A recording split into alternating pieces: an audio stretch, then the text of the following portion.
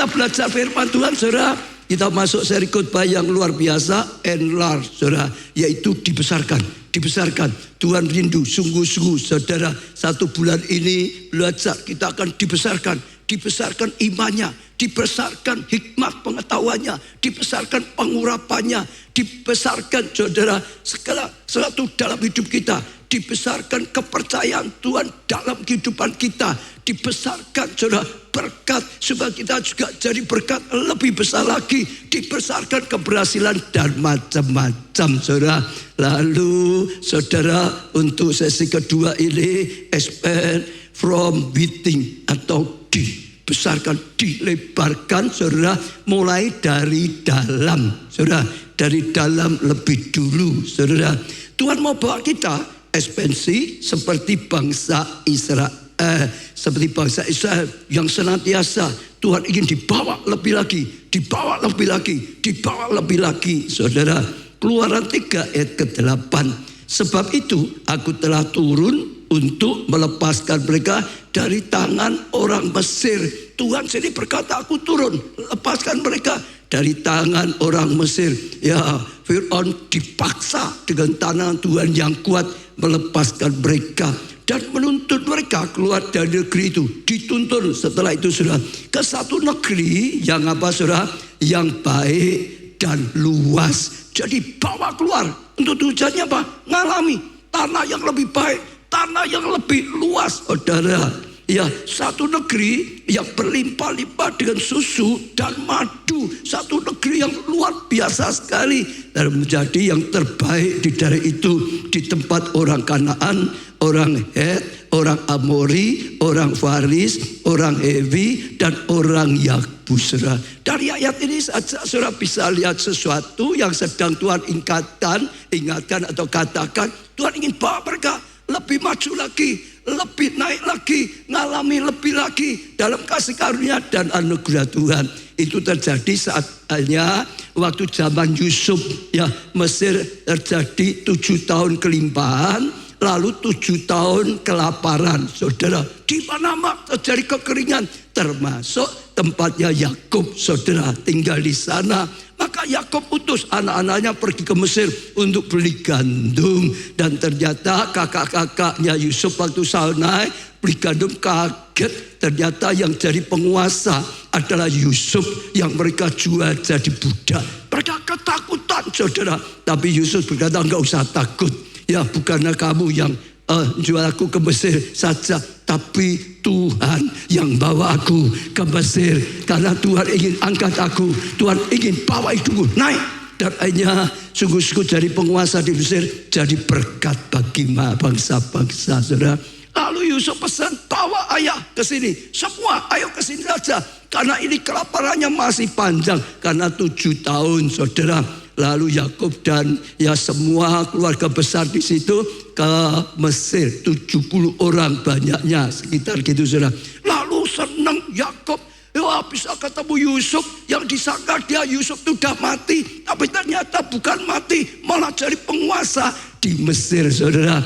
Dan waktu Fir'aun dengar bahwa orang tuanya Yusuf ya datang, lalu berkata, Yusuf, berikan mereka tanah yang terbaik. Karena Yusuf itu sudah berkati luar biasa. Kelaparan bukan membuat mereka lapar, malah kelimpahan luar biasa sekali. Maka keluarganya ditempatkan di tempat yang terbaik di Mesir, yaitu di Goshen, saudara. Luar biasa. Lalu tinggallah mereka di Goshen sekian lama, saudara, makmur. Dan ternyata setelah mereka enak, ditempatkan di tempat yang makmur, yang aman, maka mereka mapan dengan ya enak di Goshen, saudara. Gak ingat lagi janji daripada Tuhan, gak ingat lagi rencana Tuhan yang diberikan melalui Abraham, Ishak dan Yakub. Tuhan sudah berkata pada Abraham dan keturunannya, aku akan buat kamu bangsa yang besar. Pergi ke satu tempat yang aku tunjukkan, yaitu Kanaan. Di situ aku berkati engkau luar biasa, dan olehmu bangsa-bangsa akan jadi berkat. Tuhan sudah menyediakan tanah tadi, saudara. Yaitu di Kanaan, penuh madu susu, tanah yang baik, tanah yang luas, saudara. Tapi karena di Goshen mereka sudah merasa cukup, mapan dengan kecukupannya. mapan dengan yang dicapai, tidak melangkah lagi menuju rencana Tuhan yang luar biasa. Sehingga akhirnya Tuhan izinkan Fir'aun yang mengena Yusuf mati, saudara. Yang generasi berikutnya, Fir'aun berikutnya nggak kenal siapa Yusuf, sudah lupa jasanya Yusuf. Maka bangsa Israel yang ada di sana ditindas, saudara, diperbudak malahan, saudara, sehingga mereka di Goshen bukan lagi makmur, tapi mereka menderita sekali, jadi budak, ditindas sekian lama. Dan seperti sebelumnya, kalau dulunya mapan dalam kemakmuran, sekarang mapan dalam kekurangan, mapan dalam penindasan, mapan dalam kegagalan, mapan dalam kesulitan. Ya sudah, memang bisanya gini, ya gimana, ditindas, ya sudah, inilah nasib mungkin itu. Mapan dalam kegagalan, mapan dalam kekurangannya, saudara. Luar biasa, saudara. Sekali ya Tuhan kita, kenapa? Tuhan berkata seperti itu, aku akan bawa kamu keluar, ya, dari penindasan, dari kegagalan, dari kekurangan ini. Ya, aku bawa kamu keluar ke negeri yang sudah aku janjikan, yang baik tanahnya, yang luas tanahnya, yang seperti madu dan susu, banyak yang baik di sana, saudara. Dengar, ini pesan Tuhan yang pertama sampaikan kepada kita, seperti kepada bangsa Israel. Tuhan ingin bahwa yang bangsa Israel maju, dan lebih maju lagi, dan lebih maju lagi, dan lebih maju lagi, dan lebih maju lagi, dan lebih maju lagi. Jangan mapan di satu tempat. Jangan mapan di satu tempat. Mungkin ada saudara yang mapan seperti di Goshen, saudara merasa aman, gak ada masalah hidupmu, saudara sudah lumayan, atau saudara merasa sudah sukses, mapan di situ. Dengar, dalam nama Tuhan Yesus, dan jangan terjebak seperti bangsa Israel, mapan di Goshen, saudara, merasa cukup enak, sudah mapan, saudara.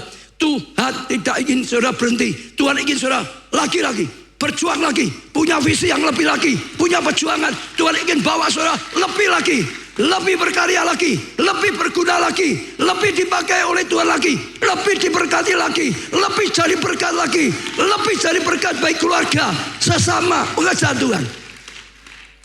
Saya akan katakan kepada saudara yang mapan karena memang enak, tidak ada masalah. Dengar, itu bukan rencana Tuhan. Ada Kanaan, tanah perjanjian yang dijanjikan oleh Tuhan yang lebih daripada itu, lebih daripada Goshen. Tapi juga ada saudara mungkin yang sedang dalam kegagalan, yang sedang dalam kekurangan, yang sedang dalam perbudakan, yang sedang dalam penderitaan. Juga jangan mapan dalam penderitaan, juga jangan mapan dalam kekurangan, juga jangan mapan dalam saudara hal-hal yang tidak baik, tidak enak, saudara. Dalam nama Tuhan Yesus, ada tangan Tuhan yang kuat, yang bisa menuntun saudara, yang bisa keluarkan saudara dari penderitaan, keluarkan saudara dari perbudakan, menuju rencana Tuhan yang luar biasa. Apapun keadaan saudara, sejak buka hati, karena Tuhan sedang berbicara.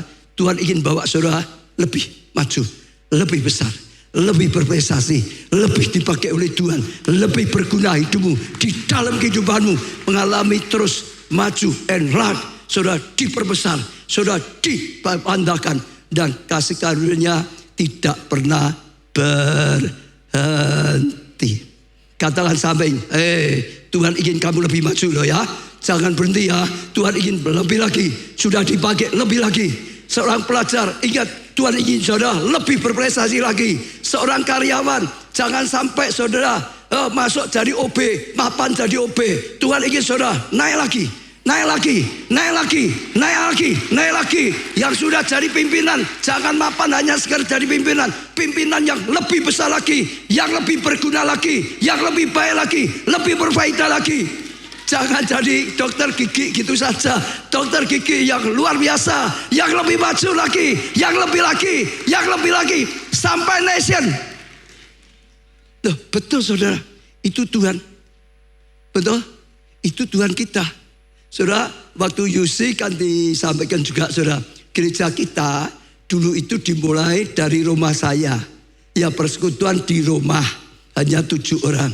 Tapi Tuhan ingin bawa kita lebih maju. Akhirnya jadi presenter, LCD presenter, saudara. Sudah jadi presenter, Saudara, Tuhan tetap nggak mau berhenti, maju lagi. Akhirnya ada gedung piskop dibeli dan jadilah gereja loka. Ya, gedung piskop jadi gedung gereja. Jadi gereja loka di Wilduran ini. Lalu setelah itu juga Tuhan nggak berhenti. Akhirnya bukannya satu saja, terus tambah 2, 3, 4 sampai 20 gereja loka. Saudara, itu luar biasa. Sudah 20 gereja loka, berhenti nggak? Enggak. Waktu UC, Tuhan previsi nation, bangsa-bangsa. Sekarang bukan hanya bangsa Indonesia, sekarang bangsa Indonesia, tapi juga bangsa Australia, bangsa Jepang, bangsa China, Amerika, Eropa, dan lain-lain. Saya saudara tanamkan saat ini rema Tuhan untuk saudara. Jangan mapan hanya itu saja. Jangan mapan hanya sekedar dari KKS. KKS yang maju. KKS yang berhasil, KKS yang berlipat ganda, terus tiba lebih, dan lebih. Karyawan juga sama, pengusaha juga sama, saudara. Ada rencana Tuhan dibawa lebih.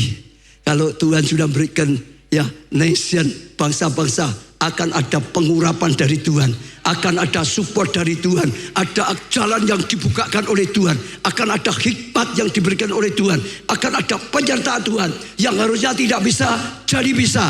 Tidak ada yang mustahil bagi Tuhan. Tangkap pesan yang pertama, itu pesan dari Tuhan. Jadi Tuhan ingin saudara terus maju, saudara terus diperbesar, saudara dalam kehidupan saudara. Kalau saudara perhatikan zaman itu ada contoh yang mudah, Yosua sendiri. Saudara, Yosua itu dulunya hanya seorang budak, saudara. Tapi terus dibawa Tuhan maju, sampai dia jadi seorang yang pemenang, saudara. Seorang yang merebut wilayah, saudara. Akhirnya waktu itu dipakai oleh Tuhan jadi pemimpin. Ya, bangsa Israel menangkan Kanaan, menangkan satu bangsa terus, saudara, sampai dia berhasil menangkan 31 raja. Maju lagi. Bukan hanya budak saja, dikeluarkan dari perbudakan, diangkat jadi tentara, diangkat jadi pemimpin, diangkat jadi pemimpin yang sukses, pemimpin yang berhasil, lebih berhasil lagi. Selama hidupnya dibawa Tuhan naik dan naik terus. Amin, saudara.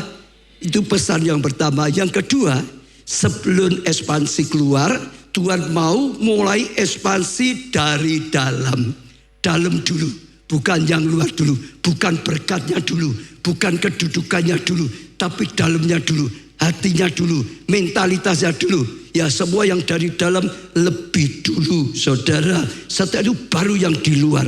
Keluaran 13 ayat 17, setelah Firaun biarkan bangsa itu pergi, Allah tidak menuntun mereka melalui jalan ke negeri orang Filistin, walaupun jalan itu yang paling dekat. Sebab firman-Nya, jangan-jangan bangsa ini menyesal apabila mereka menghadapi peperangan, sehingga mereka kembali ke Mesir. Jadi waktu 7 tanah perjanjian Kanaan ada jalan yang dekat, yaitu melalui Filistin, tanahnya orang Filistin. Tapi Alkitab berkata Tuhan gak mau pakai jalur yang pendek itu, sengaja dibawa muter-muter dulu, saudara.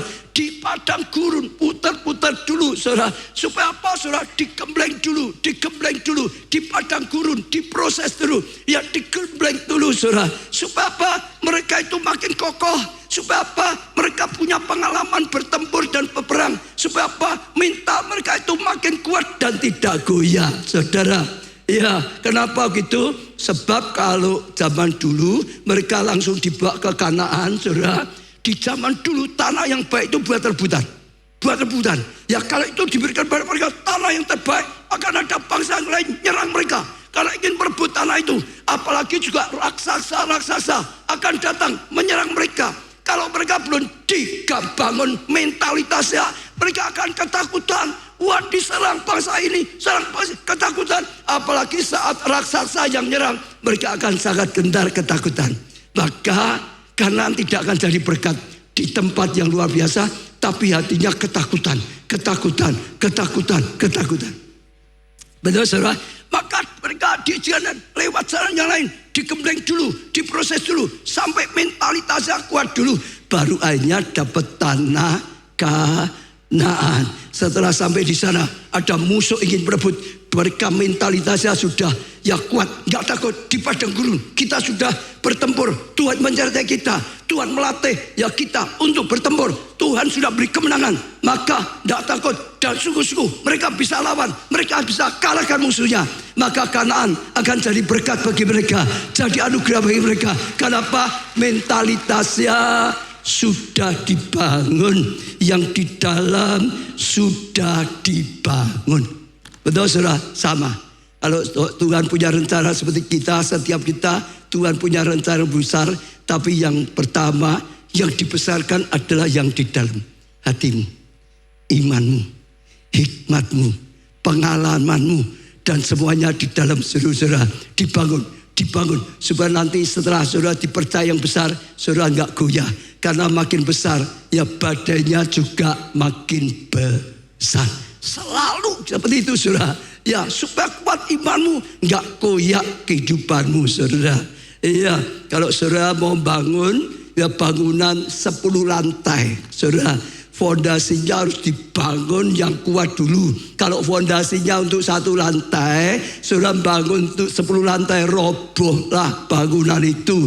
Maka dibangun dulu fondasinya sampai siap untuk 10 lantai, baru membangun yang di atasnya sehingga kokoh. Banjir datang tetap kokoh, gempa datang tetap kokoh, dan jadi berkat luar biasa. Saul dan Daud beda sekali. Kalau saya perhatikan ya, Saul itu dipilih dari raja tanpa diproses. Saat itu sebenarnya bukan inisiatif Tuhan, tapi bangsa Israel yang terus sukut-sukut kepada Tuhan. Bangsa lain ada raja, kenapa kita nggak punya raja? Sebetulnya yang angkat Tuhan itu adalah hakim-hakim seperti Samuel dan sebelumnya. Itu semua hakim-hakim. Deborah itu hakim-hakim saudara. Tuhan tidak ngangkat raja, tapi ngangkat hakim-hakim. Bangsa Israel terus minta raja seperti bangsa lain ada rajanya. Ya terpaksa ya sudahlah, kamu mau minta raja, oke. Lalu mereka ngadakan seperti undian gitu saudara. Keluarlah yang dapat adalah Saul saudara. Pada Saul itu belum siap mentalnya saudara. Kita baca ya mentalnya Saul seperti apa ya saudara. 1 Samuel 10 ayat 21 sampai 23. Sesudah itu disuruhnya suku Benyamin tampil ke muka menurut kaum keluarganya. Maka didapati kaum keluarga Matri. Ya akhirnya disuruhlah kaum keluarga Matri kembali ke muka, tampil ke muka seorang demi seorang. Maka didapati Saul bin Kis. Tetapi ketika dicari, ia tidak ditemukan.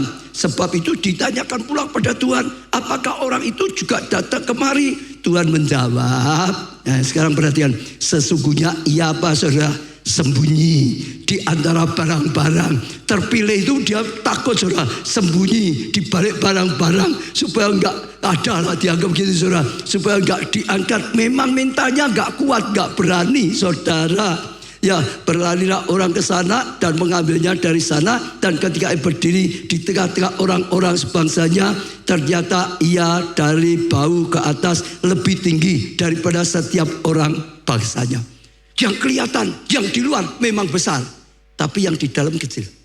Tidak selalu orang yang gagah dalamnya besar belum tentu loh saudara. Betul gak saudara? Tidak tentu orang kecil dalamnya kecil enggak. Tapi itulah Saul, enggak siap, enggak alami. Ya hanya itu saja dia diangkat jadi raja. Dan waktu dia jadi raja mentalnya enggak kuat saudara. Oh selalu dia takut saudara. Waktu dia perang Tuhan berkata aku beri kemenangan. Tapi ada satu, nanti semua harus dibantai. Yang dibantai, yang dibersihkan harus dimusnahkan. Tapi juga ada nanti jalan yang harus dibawa ke bait Allah. Saudara, itu bagian untuk Tuhan. Jangan dilanggar. Tapi rakyat minta, jangan, sayang ini banyak yang berharga kok dibantai, dimusnahkan. Bawa saja. Dan bawa mereka banyak yang bawa ke rumahnya masing-masing. Enggak bisa taat. Tuhan sudah berkata seperti itu, mereka tidak lakukan. Yang harusnya dilenyapkan, tidak dilenyapkan. Yang harusnya dibawa ke rumah Tuhan, bait Allah, tidak dibawa. Maka ya oleh Tuhan, dianggap itu dia nggak bisa taat pada Tuhan. Yang berikut yang alami terus, saudara, dia sedang berperang, saudara, dia mengharapkan pertolongan Tuhan, saudara, karena ini sedang berperang, musuhnya sudah dekat. Samuel yang harusnya buat mesbah ya, untuk ya bicara dengan Tuhan, nggak datang, musuhnya lebih dekat lagi, wah nggak datang, ketakutan, tentaranya sebagian lari, lebih takut lagi, mentalnya gak kuat. Lalu dia melanggar, bukan bagiannya, dia ikat lakukan, dia buat hukuman, dia yang datang Tuhan sendiri. Samuelnya tidak ditunggu lagi. Waktu Samuel datang, Samuel giling kepala, kamu bodoh, kamu sudah melakukan kesalahan yang fatal, kamu nggak berhak, maka kerajaanmu dikoyakkan Tuhan. Kamu nggak bisa dipakai karena kamu nggak bisa taat, mentalmu ketakutan, mentalmu goyah terus, nggak bisa dipakai oleh Tuhan. Gagal. Sebab memang belum diproses di dalamnya. Beda sekali dengan Daud. Tuhan pilih Daud, Tuhan kirim supaya diurapi jadi raja. Tapi setelah itu ngalami proses, diiri oleh Saul, mau dibantai oleh Saul, akhirnya sampai melarikan diri, sampai tinggalkan keluarganya, kehilangan kedudukannya, kehilangan kekayaannya, mungkin kehilangan nama banyak sekali, sudah di padang gurun masih dikejar, mau dibantai terus. Tapi dalam perjalanan itu, seperti Tuhan tadi untuk bangsa, di situ dibentuk mentalitasnya, dibentuk. Setelah Tuhan pandang sudah selesai, maka diangkat jadi raja. Dan setelah jadi raja, maka dia jadi raja yang setia pada Tuhan, yang taat pada Tuhan, yang berkenan pada Tuhan, yang hatinya baik dan hidupnya jadi berkat bagi bangsanya. Betul? Kenapa? Yang dibangun di dalamnya. Kalau tidak di dalamnya, luarnya dulu, ya nggak akan berhasil. Sekarang juga sama. Banyak orang, wah ingin suksesnya dulu. Jangan, dalamnya dulu, saudara. Orang kalau dalamnya belum dibangun, beda. Setan beda dengan Tuhan. Kalau setan pesugihan, minta sugih. Sugih tidak apa-apa. Dalamnya nggak usah dibangun, malah nggak usah dibangun, saudara. Sudah sugihan, jahat, tidak apa-apa, pokok sugih, pesugihan. Akhirnya hancur, betul? Tuhan enggak. Tuhan nunggu mentalitas musuh. Kalau mentalitasmu belum kuat, diberkati, tambah bojo.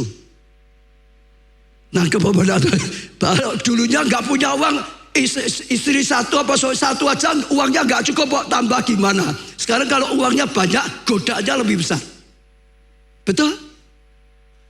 Mentalitasnya belum kuat, diberkati, itu nggak jadi berkat.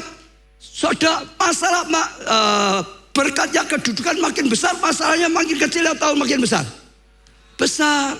Saya beri contoh ya RT, ketua RT dengan Pak Presiden, ayo tanggung jawabnya besar mana?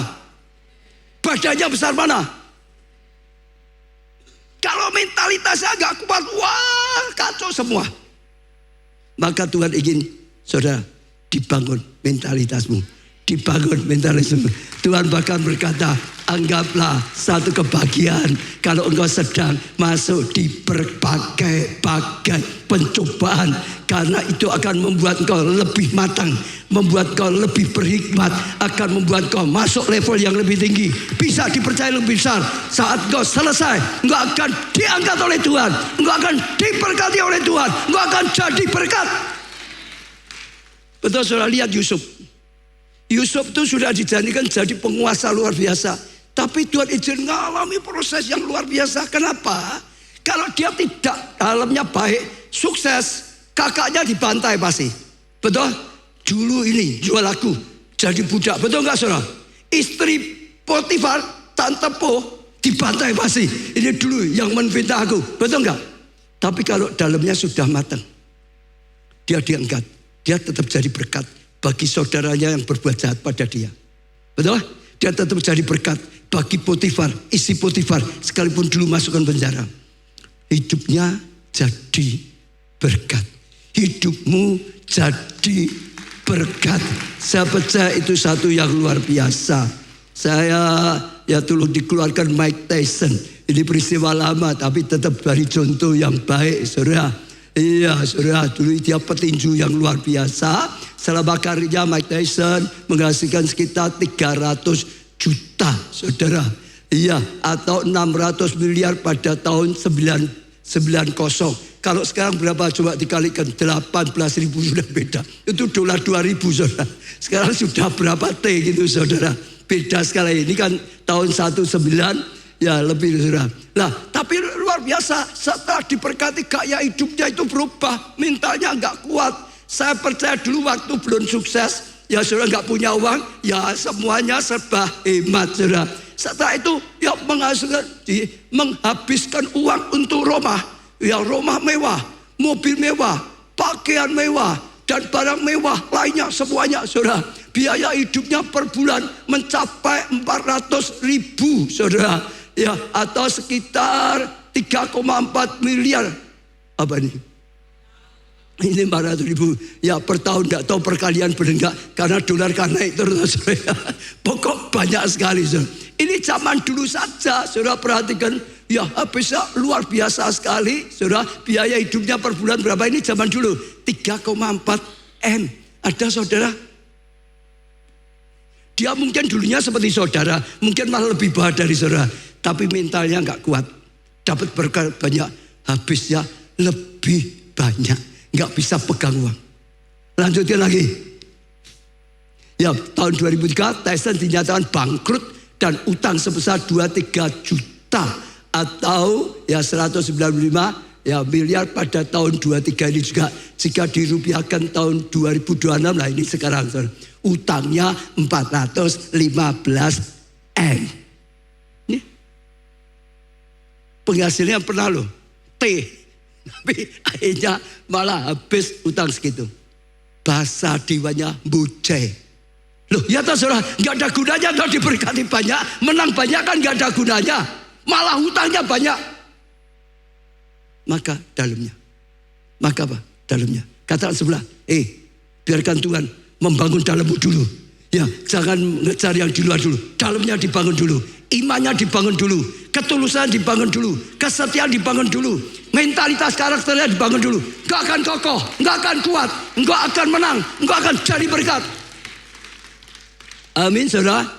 Kita bisa lihat Yusuf saudara. Iya sama mengalami seperti itu saudara. Ya sebelum Tuhan pakai Yusuf untuk ya memimpin ekspansi bangsa Israel, Tuhan mau Yusuf ekspansi dalam dirinya ya lebih dahulu. Bangun dalamnya, bangun dalamnya. Tuhan sudah berkata, Yusuf, ya Musa sudah mati, tapi ini waktunya. Aku akan pakai engkau. Oh luar biasa untuk bawa bangsa ini masuk tanah perjanjian. Inilah Kairosnya akan diberikan bangsa itu. Pimpin mereka masuk tanah perjanjian. Raih, ya dapatkan tanah perjanjian. Namun ada pesan dari Tuhan. Yosua 1 ayat 6 dan seterusnya. Kuatkan dan teguhkan hatimu. Katakan 1, 2, 3. Kuatkan dan teguhkan hatimu, sebab engkaulah yang akan memimpin bangsa ini memiliki negeri yang kujanjikan dengan sumpah kepada nenek moyang mereka yang diberikan pada mereka. Kalau enggak kuat, enggak berani saudara, musuhnya itu luar biasa. Diangkat Tuhan, ya maka kuatkan teguhkan hatimu. Kalau Yosua kuat teguh hatinya, baru nanti berhasil. Itu saudara, meraih janji Tuhan. Ayat 7 diulangi lagi.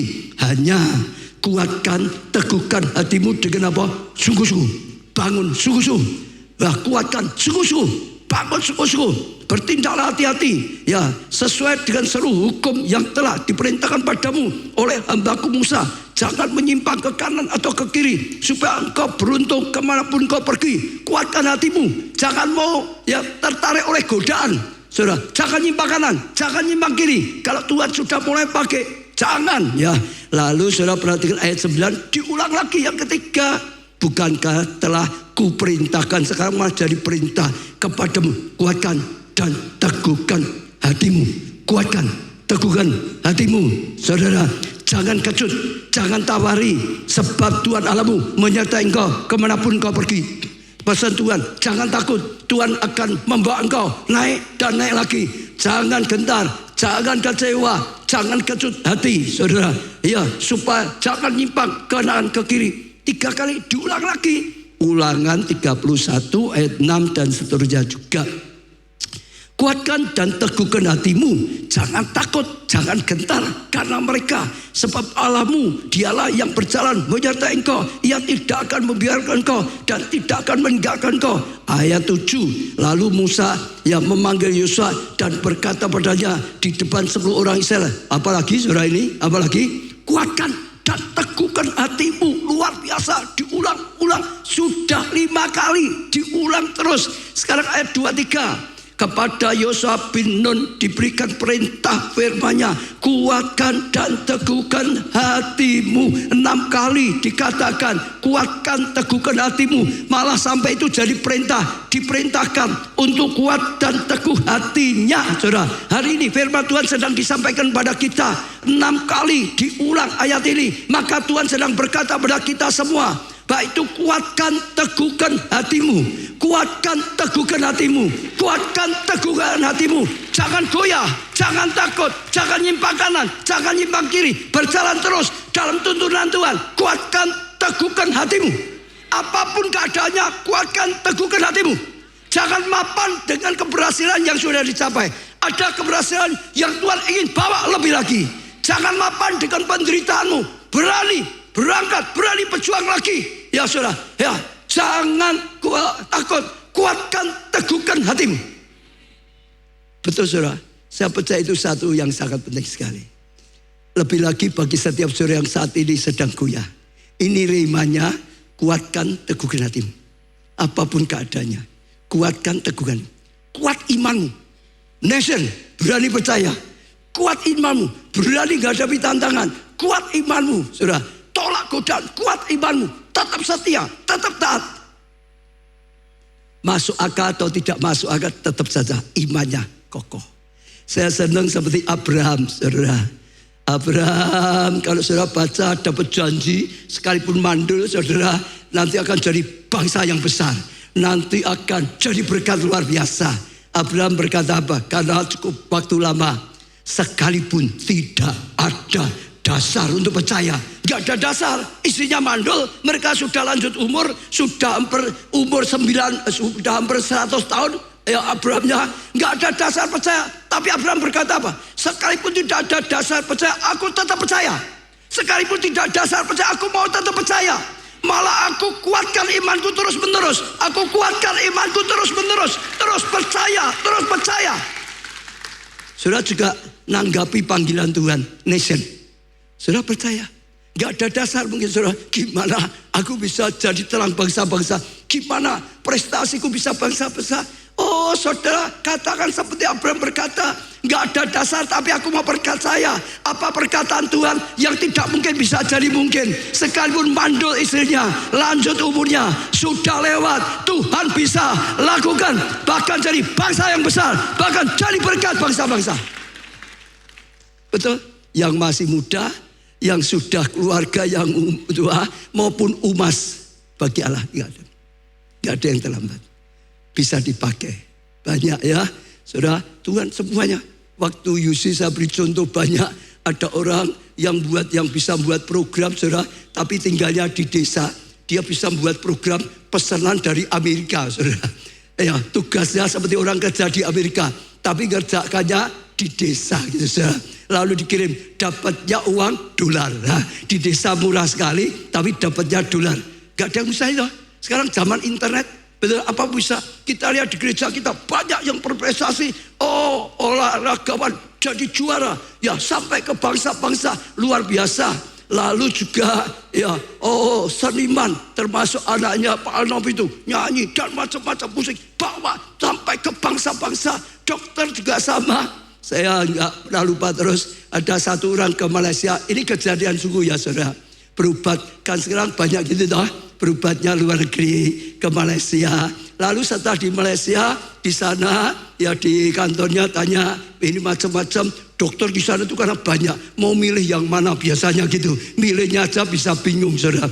Lalu dibuat mudah karena dia nggak kenal semua. Sudah, kamu milih yang lokal atau yang luar itu saudara. Maksudnya lokal atau yang dari luar negeri. Lah sudah berobatnya ke Malaysia kok, ya sudah yang luar gitu saudara. Lalu sungguh-sungguh setelah itu ketemu dokternya, ternyata dokternya dari Sulu. Saudara. Tuh, bagi Malaysia itu kan luar negeri toh, saudara. Ya toh ya. Gak ada yang mustahil. Nanti dokter internasional, betul nggak? Gak ada yang mustahil. Harus berani tangkap. Bukan hanya kita ke luar negeri, orang luar negeri bisa ke kita. Kita pernah ngalami loh, saudara. Masih kan enggak? Tuhan suruh kita buka konferensi gereja internasional. Saya disuruh Tuhan buka konferensi internasional. Saya tertawa, Tuhan, saya ngomong Inggris saja nggak bisa kok. Internasional gimana? Sampai sekarang kalau khotbahnya yang buat bahasa Inggris, saya ngomongnya aja pelo-pelo ditertawakan sama jemaat. Nggak mungkin bisa, tapi Tuhan ngomong bisa saja. Itu Cesar Castellanos yang di sana. Khotbahnya Spanyol, diterjemahkan Inggris. Kamu dari Indonesia, dari Jepang, dari mana datang? Sama, di Solo sama, nggak bisa. Tapi Tuhan membuat yang tidak bisa, bisa. Nggak ada dasar untuk percaya, tapi tetap percaya, melangkah. Dan akhirnya waktu buat konferensi, orang dari luar kota, luar pulau, luar negeri, semua berbondong-bondong datang. Fakta toh? Betul saudara ya? Nggak ada yang mustahil. Daud, nah itu luar biasa. Ayatnya dikeluarkan aja. Ayatnya, saya dapat ayat 1 yang Daud luar biasa sekali, saudara. Ya ini Daud yang ngomong ya, saudara perhatikan. Waktu aku takut, Daud itu ngalami loh, dikejar, mau dibantai berkali-kali, dia takut. Semua orang sama saja. Daud ada orang yang cinta Tuhan. Daud dicintai Tuhan. Daud orang yang dekat dengan Tuhan, tapi tetap waktu ngalami bahaya, ya takut. Siapa di sini yang gak pernah takut, angkat tangan? Siapa yang pernah takut, angkat tangan? Semua sama saya ya kadang-kadang takut. Tapi hebatnya ya Daud ya. Waktu aku takut, aku ini percaya padamu. Hebat, ini takut melakukan, tapi aku mau percaya padamu Tuhan. Aku pegang kau Tuhan. Hebat, sudah dengar ya? Ya, waktu aku takut, aku percaya padamu. Ya, kepada Allah yang firman-Nya aku puji. Kepada Allah aku percaya. Aku tidak takut. Setelah dia pegang Tuhan, imani akhirnya dia tidak takut lagi. Saudara, aku tidak takut apa yang dapat dilakukan manusia terhadap aku. Saya juga katakan pada saudara, yang tadi kelihatan tidak mungkin tetap saja berani. Yang sedang ketakutan, badai besar, katakan seperti Daud, aku takut Tuhan, tapi aku tetap mau pegang janjimu, firmanmu. Nanti saudara imani, aku pegang kau, imanmu akan muncul. Aku tidak takut lagi. Siapa yang berani melawan Tuhan? Betul? Satu lagi, Paulus. Paulus itu mengalami banyak sekali badai. Sampai dia berkata, kalau aku harus mau menulis, gak ada buku yang cukup. Aku mengalami banyak sekali kelaparan, bahaya, fitnah, macam-macam. Banyak sekali. Dia berkata, sampai kalau aku mau bersaksi waktunya nggak cukup. Namun ada satu yang luar biasa. Sekalipun masalahnya banyak. Sampai cerita nggak ada waktunya. Oh buku nggak cukup lagi. Namun dia berkata, segala perkara itu dapat kutanggung di dalam Yesus yang memberi kekuatan padaku. Memang banyak sekali, tapi semuanya itu dapat. Katakan, oh masalah sakit penyakit dapat kutanggung. Masalah keluarga dapat kutanggung. Masalah studi pekerjaan dapat kutanggung. Masalah keuangan dapat kutanggung. Masalah pelajaran dapat kutanggung. Masalah kelompok saya dapat kutanggung. Orang-orang seperti ini hanya dipercaya oleh Tuhan luar biasa. Hari ini Tuhan sedang ngajak kita, dengar ya. Tuhan ingin memperbesar kita, tapi dimulai yang di dalam. Jadi kalau saudara sedang ada badai besar, doamu apa? Masalah besar, doamu apa? Apa? Wah, gak ada masalah besar, doamu apa? Doanya ada bahkan kenceng gitu. Doamu ya, macam-macam lah saudara. Tambah kenceng, tambah kekuatan. Ada Tuhan, rendahnya jangan panjang-panjang, aja suwi-suwi dan hilang. Loh, banyak gitu saudara. Masalah itu yang cepat selesai gitu loh Tuhan. Ada yang gitu enggak? Ada yang gitu enggak? Saudara yang sedang masalah selesai gitu loh Tuhan. Itu manusia. Tapi kalau saudara dari pelajaran ini ya, dengar ya. Kalau saudara sedang saat ini ngalamin badai atau sekali badai, jangan doamu cepat Tuhan selesai, cepat Tuhan ini macam. Jangan, Tuhan tolong aku cepat lulus ujian. imanku matang. Supaya aku lulus ujian. Selalu pembentukan selesai. Sebab kapan ujiannya selesai? Kalau sudah bisa. Kalau belum bisa ya diuji lagi. Betul? Belum sabar ya diuji lagi. Belum lapang hati ya diuji lagi. Belum bisa mengampuni diuji lagi. Dewasakan aku. Supaya aku cepat lulus ya. Sudah lulus gak ada ujian lagi. Nanti sok bene ujian lagi yang lebih besar. Tapi supaya kita apa? Dalamnya diperbesar, diperbesar, diperbesar, diperbesar, diperbesar. Luar biasa. Itu kasih karunia. Ya, mengapa sih Tuhan minta Yosua menguatkan, meneguhkan hatinya lebih dulu? Karena Yosua itu ya manusia biasa. Dulunya malah budak, saudara, yang tidak punya banyak kemampuan, saudara. Ya, bahkan dia itu, saudara, banyak sekali yang merasa nggak bisa. Saudara, saya percaya dia juga sering nervous, takut dan macam-macam. Dia budak, tapi luar biasa. Waktu dia disuruh, ya sudah keluar dari perbudakan Mesir bersama Musa, diserang Amalek. Musa berkata, Yosua, ayo ajak orang-orangmu, pilih orang-orang, ajak mereka, maju, engkau yang mimpin. Sudah tahu enggak? Itu baru keluar dari perbudakan.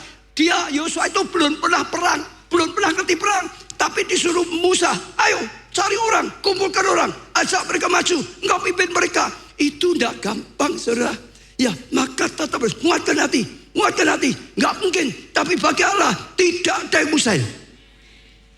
Waktu dia dikasih tugas mau diangkat lagi, memimpin bangsa sama, saudara, itu enggak ada sesuatu yang luar biasa. Musa saja belum berhasil kok, apalagi dia, betul enggak? Kalau hatinya enggak kuat, enggak bisa, enggak berani masih dia. Apalagi mimpinnya bangsa yang tegar tengkuk, bangsa yang angel banget, bangsa yang gegek.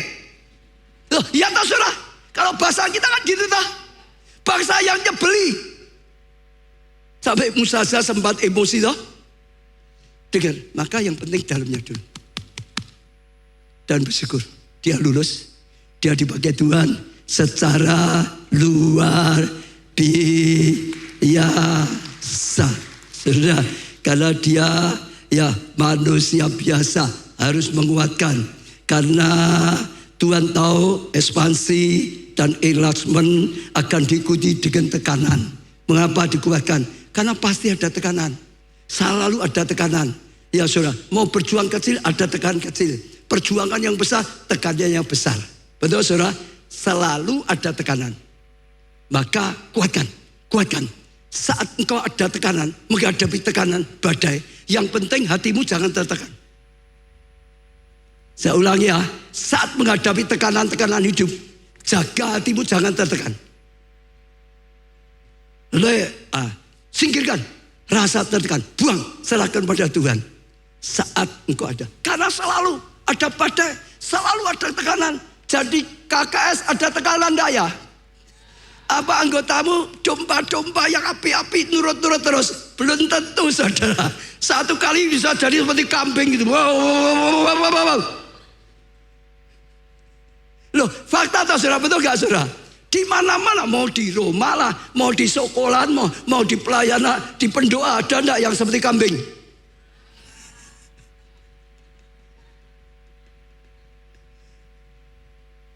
Jadi apapun sama-sama, saudara. Ya, jadi kadip, jadi kapit, sama saja semua, saudara. Menghadapi seperti itu. Ya, sekali lagi, saat menghadapi tekanan, jangan mau tertekan. Katakan 1, 2, 3. Saat menghadapi tekanan, jangan mau tertekan. Ya, amin. Lalu tambah 1, bisa menghadapi tekanan tanpa harus tertekan. Kalau saudara tangkap, saudara akan lihat sesuatu yang luar biasa. Jangan. Siap dibangun dulu dalam. Saudara dengan saya tambah 1. Kalau saudara enggak siap dibangun, saudara akan gagal.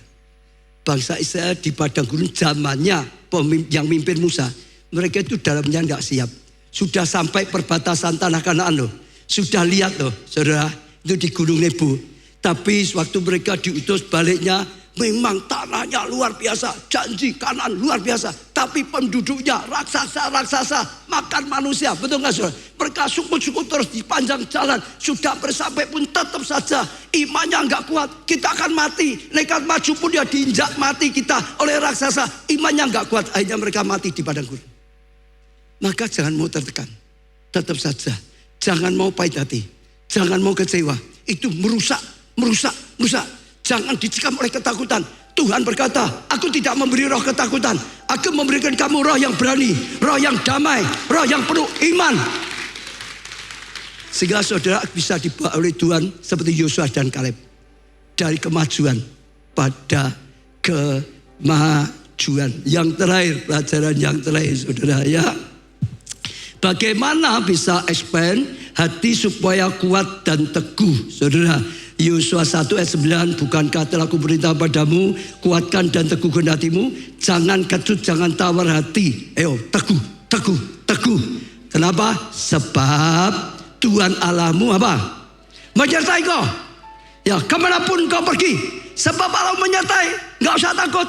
Allah menyertai, nggak usah bimbang, nggak usah takut.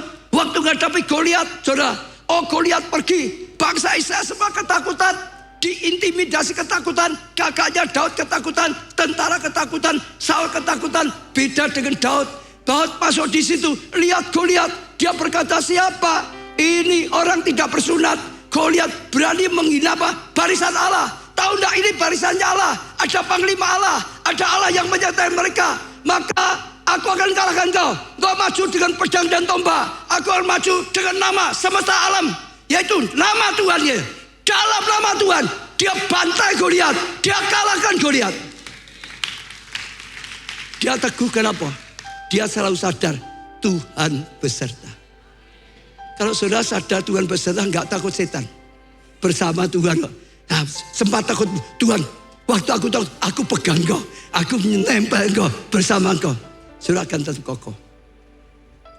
Betul? Semua.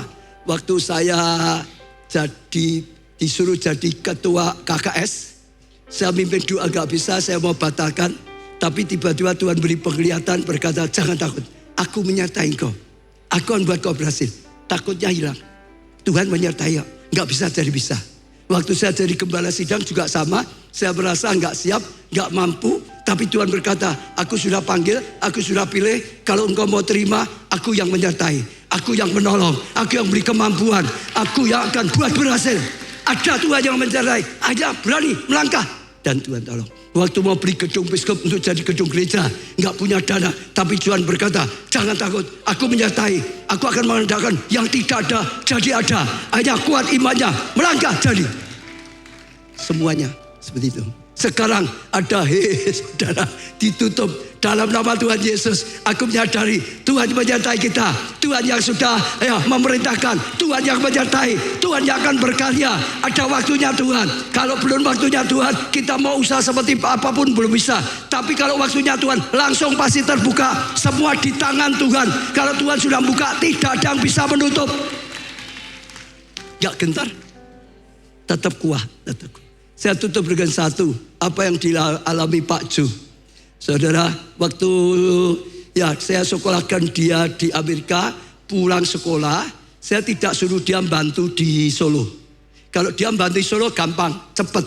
Tapi saya ingin dia ngalami proses dulu. Saya kirim ke Jogja. Saudara, harus merintis dari bawah. Lalu beberapa jemaat kita yang sekolah di Jogja dikumpulkan dari Komsel.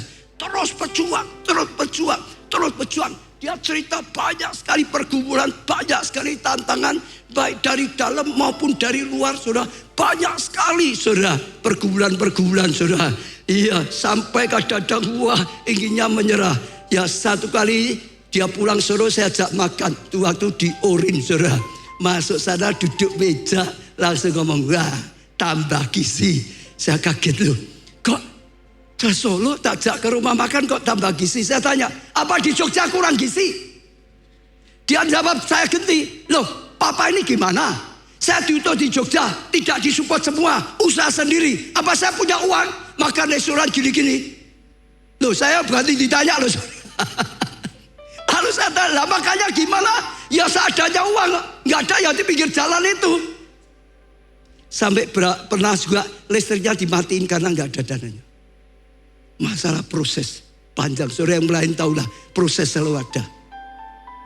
Ya, sampai dia bilang, apa aku keliru ya? Balik Solo aja ya. Tapi Tuhan berkata, enggak. Ada waktunya diproses. Ada waktunya dipermuliakan Tuhan. Ini waktunya sedang diproses. Lalu dia kokoh terus. Akhirnya bertumbuh sampai menjadi gereja. Salah satu gereja terbesar di Jogja. Setelah itu gak selesai. Tuhan ingin bawa lebih lagi. Tuhan gerakkan saya ngomong dengan dia. Kalau engkau ingin lebih lagi nasional Indonesia, pindah Jakarta. Pergi Jakarta. Budita dan Pak Jo itu wah sulit. Ini merintis dari kecil loh. Sudah besar. Salah satu gereja terbesar Jogja kok ditinggal. Kok Jakarta gimana? Berkumpul gak mudah. Sudah lepas gak mudah. Sampai satu hari dia tahu Tuhan yang nyuruh. Berangkatlah Jakarta. Jakarta proses lagi Pak. Proses. Di Jakarta itu waktu saya utus dia ke sana, Jakarta itu sudah bubar, sudah tutup. Dulunya saya serahkan orang lain, tapi nggak kuat tutup, sudah tutup. Dia harus ngumpulkan lagi, cari orang lagi, merintis dari bawah lagi. Terus dengan banyak pergumulan, tantangan juga, saudara. Tapi terus akhirnya ditolong Tuhan dari kemuliaan pada kemuliaan. Akhirnya ada Solo, akhirnya ada Tangerang, akhirnya ada Pik, saudara. Akhirnya gerejanya maju di Jakarta. Salah satu yang paling maju. Sudah cukup? Belum. Waktu UC kemarin, Tuhan beri tema apa? Bangsa-bangsa. Sekarang bukan hanya bangsa-bangsa. Lalu ada mujizat luar biasa sebagai peneguhan. Karena sebelumnya 1 tahun yang sebelumnya, Tuhan bicara dalam hatinya Pak Jo, bangun buat sinode. Buat sinode sendiri gitu saudara. Lalu dia mulai merintis. Untuk merintis itu juga sama, tantangannya banyak sekali saudara. Ya harusnya itu sudah tahun yang lalu sudah selesai. Terus ada saja. Terus sampai waktu UC harusnya saudara juga sama. Hari pertama itu harusnya sudah ya diresmikan. Tapi nggak bisa, batal. Ganti hari kedua sampai jadwalnya dirubah terus. Hari kedua batal lagi saudara. Dirubah lagi sampai hari 3 hari penutup. Oh tiba-tiba datang SK-nya. Tiba-tiba diresmikan jadi sinode. Gereja kita sekarang jadi bukannya sekedar gereja lokal. Bukan hanya tadi saudara ya Roma, Persekutuan Roma. Bukannya sekedar presenter. Bukannya sekedar gereja lokal. Sekarang sinode. Dengan sinode ada otoritas. Yang mau buka di mana sudah ada hak sendiri saudara. Sudah ada yang perlengkapan yang Tuhan berikan. Dan waktu kemarin sinode datang, Pak Jonathan dilantik jadi ketua sinode. Tapi sekali lagi, perjalanan, pergumulan, pesannya Tuhan ingin bawa kita semua saudara naik. Tapi yang di dalam dulu dibentuk. Tanpa di dalam gak akan bisa. Supaya saudara matang, supaya saudara siap. Nanti ada waktunya pasti Tuhan akan bawa. Tahun ini janji. Waktu Tuhan sudah janji, Tuhan beri kekuatan. Tuhan memberikan pertolongan, Tuhan berikan keberhasilan.